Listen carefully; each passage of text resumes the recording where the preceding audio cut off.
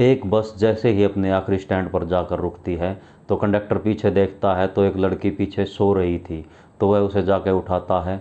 वह आधे नंगे कपड़े पहनकर नशे की हालत में पड़ी हुई थी, लेकिन वह कंडक्टर के उठाने से नहीं उठती। फिर कंडक्टर ड्राइवर को भी बुला लेता है। वह उसके मुंह पर पानी के छींटे मारते हैं और उसको काफ़ी हिलाते हैं। तब जाके वो लड़की उठती है और पूछती है कि नासिक आ गया। तो कंडक्टर जवाब देता है कि ये बस तो नासिक जा ही नहीं रही, ये तो अमरावती की बस थी और इसका आखिरी स्टैंड आ चुका है, आप नीचे उतर जाइए।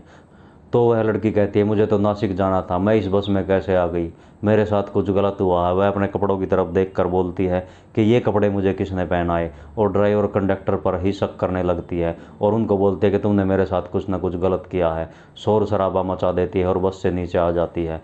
लड़की का शोर शराबा सुनकर पब्लिक वहाँ जमा हो जाती है। फिर वह लड़की 100 नंबर पर फ़ोन करके पुलिस को बुला लेती है। पुलिस वहाँ आकर ड्राइवर कंडक्टर से पूछताछ करती है तो कंडक्टर पुलिस को बताता है 50 किलोमीटर पहले एक स्टैंड से यह अपने पति के साथ चढ़ी थी, जब भी यह नशे की हालत में थी। तो वह लड़की कहती है मेरी तो शादी ही नहीं हुई है, तो मेरा पति कहाँ से आया। फिर पुलिस वाले देखते हैं कि उसके गले में मंगलसूत्र भी था और मांग में सिंदूर भी। फिर पुलिस वाले बोलते हैं उसे कि तुमने मंगलसूत्र भी पहन रखा और तुम्हारी मांग में सिंदूर भी है। तो वो लड़की कहती है सिंदूर कहाँ से आया, मंगलसूत्र कहाँ से आया, मैं तो शादीशुदा हूँ ही नहीं।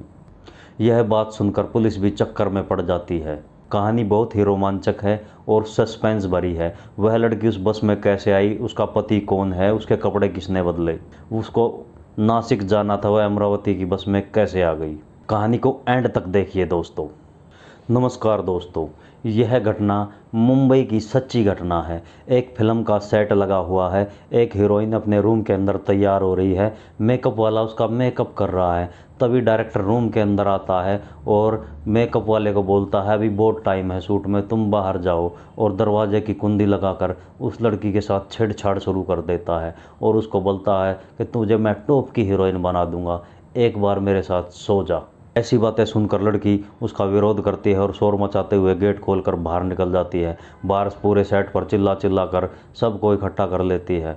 उसका बॉयफ्रेंड भी वहीं पर होता है। उसका बॉयफ्रेंड आकर उसको चुप करवाता है और पूछता है क्या हुआ। तो उस लड़की ने बताया कि डायरेक्टर मुझे ऐसे ऐसे बोल रहा है, मेरे साथ छेड़खानी कर रहा है। तो उसका बॉयफ्रेंड डायरेक्टर को धमकाने की बजाय लड़की को ही चुप कराने में लग जाता है। बोलता है डायरेक्टरों की तो आदत ऐसी होती है, ये वो इधर उधर की बातें करके वह लड़की को ही शांत करवाने लग जाता है।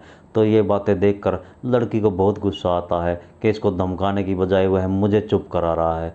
लड़की मना कर देती है कि मुझे इस फिल्म में काम नहीं करना और वह वहाँ से चली जाती है। वह पहुँचती है सीधे अपने घर। वहाँ पर उसकी एक और फ्रेंड होती है जो वीडियो कॉल पर अपने बॉयफ्रेंड को नंगी होकर अपने शरीर का प्रदर्शन करने में लगी हुई थी। वह बाहर से गेट बजा रही है तो वह नंगी अवस्था में तो गेट खोल नहीं सकती, वह जल्दबाजी में कपड़े वपड़े पहनती है। तो इतनी ही देर में बाहर से वह दूसरी चाबी से दरवाज़ा खोल देती है। तो उसने आधे कपड़े पहने थे। उसकी हालत देखकर वह समझ जाती है और उसको पूछती है कि ये सब क्या लगा रखा है, क्या कर रही है तू, शर्म नहीं आती तुझे, फ़ोन पर भी ये सब करते हो। तो उसकी फ्रेंड उसको हंसते हुए चुप करा देती है और बोलती है यही तो दिन है ज़िंदगी के, मज़े लो मज़े दो। फिर वह अपना बैग पैक करके नासिक के लिए निकलती है तो दरवाजे पर उसका बॉयफ्रेंड मिलता है। वह उसको अपनी गाड़ी में बैठा लेता है और बोलता है मैं तुम्हें छोड़ दूंगा। ये कहकर वो वहाँ से चल देते हैं। लेकिन वह लड़की नासिक पहुँचने की बजाय अमरावती पहुँच जाती है और 3 दिन बाद उसे होश आता है। वह 31 दिसंबर को दिन में निकलती है, लेकिन वह 3 जनवरी को अमरावती की बस में मिलती है और वहाँ हंगामा करके पुलिस वालों को बुला लेती है। पुलिस वाले बस के ड्राइवर कंडक्टर से सख्ताई से पूछताछ करते हैं तो भी वह मना कर देते हैं। फिर वह लड़की से बोलते हैं कि तुम 31 दिसंबर को घर से निकली थी और आज 3 मार्च है, तुम्हें यही नहीं पता 3 दिन तुम्हारे साथ क्या हुआ, तुम कहाँ रही, कौन तुम्हारे साथ था। तो वह धीरे धीरे बातों को याद करना शुरू कर देती है और बताती है कि मैं अपने बॉयफ्रेंड के साथ घर से निकली थी। फिर पुलिस वाले उसके बॉयफ्रेंड को बुलाते हैं और सख्ती से पूछताछ करते हैं।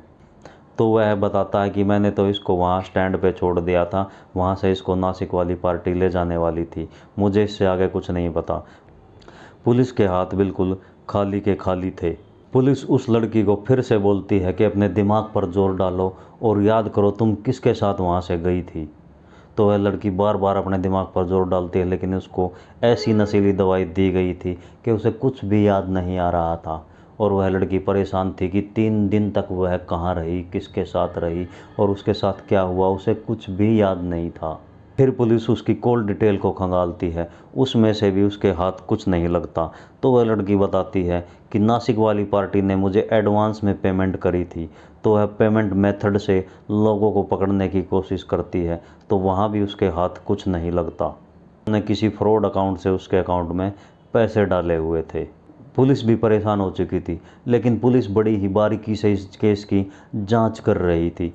फिर उसकी कॉल डिटेल में से कुछ लड़कों के फ़ोटो निकाले जाते हैं और उस लड़की को दिखाए जाते हैं। तो एक फ़ोटो को देखकर वह लड़की चौंक जाती है और बोलती है, ये तो मेरी फ्रेंड का बॉयफ्रेंड है। तो पुलिस उसकी फ्रेंड को बुलाती है। पहले तो उसकी फ्रेंड मना कर देती है कि मैं इस लड़के को नहीं जानती। तो वह बोलती है कि उस दिन यह तुम्हारे साथ था, मैंने इसे देखा हुआ है। फिर पुलिस उस लड़की से सख्ताई से पूछताछ करती है, 3rd डिग्री का इस्तेमाल करती है। तो वह लड़की टूट जाती है और बोलती है कि मैंने ही अपने बॉयफ्रेंड को इसका नंबर दिया था और हमारा काम है ब्लू फिल्म बनाने का। हम ऐसे ही लड़कियों को बेहोशी की दवाइयाँ देते हैं और 2-2 3-3 दिन तक उसके साथ ब्लू फिल्म बनाते हैं। इसके साथ भी हमने यही किया और हम इसको एक फार्म हाउस में ले गए। वहाँ 3 दिन तक इसका वीडियो शूट हुआ। बारी बारी से कई लोगों ने इसके साथ शारीरिक संबंध बनाए जब यह नशे की अवस्था में थी। बाद में इसके कपड़े चेंज करके इसको मंगलसूत्र पहना के एक बस में बैठा दिया गया। फिर उस लड़की के बॉयफ्रेंड को पुलिस उठा लेती है और उससे सख्ताई से पूछताछ करती है।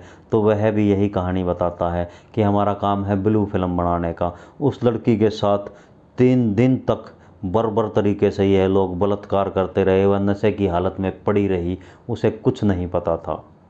फिर पुलिस उस लड़के की सारी टीम को गिरफ्तार कर लेती है और जेल में डाल देती है। उसकी सहेली को भी जेल में डाल दिया जाता है। उस लड़की के साथ इतनी दुखद घटना घट गई, उसे कुछ याद भी नहीं है।